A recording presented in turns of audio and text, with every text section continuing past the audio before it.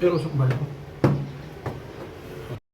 समोर आलंय मानकापूर पोलीस स्टेशनच्या अंतर्गत धर्मांतराचा दबाव असं असल्याचं हे प्रकरण आहे. काय नेमकं हे प्रकरण त्याबाबत? परवा संध्याकाळी 3 ते 4 मुली आपल्याकडे आलेल्या होत्या आणि त्यांनी युनिव्हर्सल मल्टीपर्पज सोसायटी या NGOचा संचालक रियाज फाजिल काजी याच्याविरुद्ध तक्रार दिली.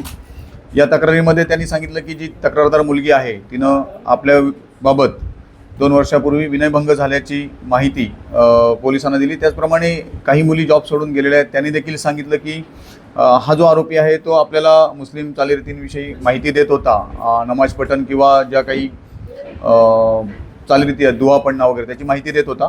त्या अनुषंगाने माहिती दिली. त्याचप्रमाणे एक 8 दिवसापूर्वी आरोपीने एका जॉब सोडून गेलेल्या मुलीच्या आईला फोन करून इतर मुलींच्या कॅरेक्टरविषयी चुकीची माहिती, बदनामीकारक माहिती दिली आणि त्यानंतर या सगळ्या मुली पोलीस स्टेशनला आल्यानंतर आम्ही ती माहिती वरिष्ठांना दिली. वरिष्ठांच्या मार्गदर्शनाखाली यामध्ये गुन्हा दाखल करण्यात आलेला आहे.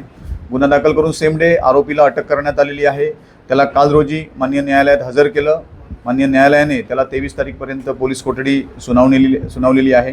ही जी NGO आहे ती आरोपीकडे विचारपूस केली असता त्याने सांगितलं की जी काही स्लम किंवा लेबर क्लासमधली लहान मुलं आहेत त्यांना शिक्षण देणं, त्यांना शिक्षणाच्या प्रवाहात आणणं आणि यासाठी ही NGO काम करते असं आरोपीचं म्हणणं आहे. आणि एकंदरीत या सर्व गुन्ह्याचा सर्व बाजूनी तपास चालू आहे. काय काय गुन्हे दाखल? याच्यामध्ये विनयभंग, त्याच्यानंतर धार्मिक भावना ज्या त्यांच्या बाबतीत गुन्हा दाखल आहे आणि IT ॲक्ट कलम देखील आपण त्याच्यामध्ये लावलेला आहे आणि सविस्तर तपास चालू आहे. आरोपी बनण्याची शक्यता आहे? प्रायमा फेसी जी माझ्याकडे माहिती आहे त्यानुसार आरोपी वाढण्याची शक्यता नाही आहे.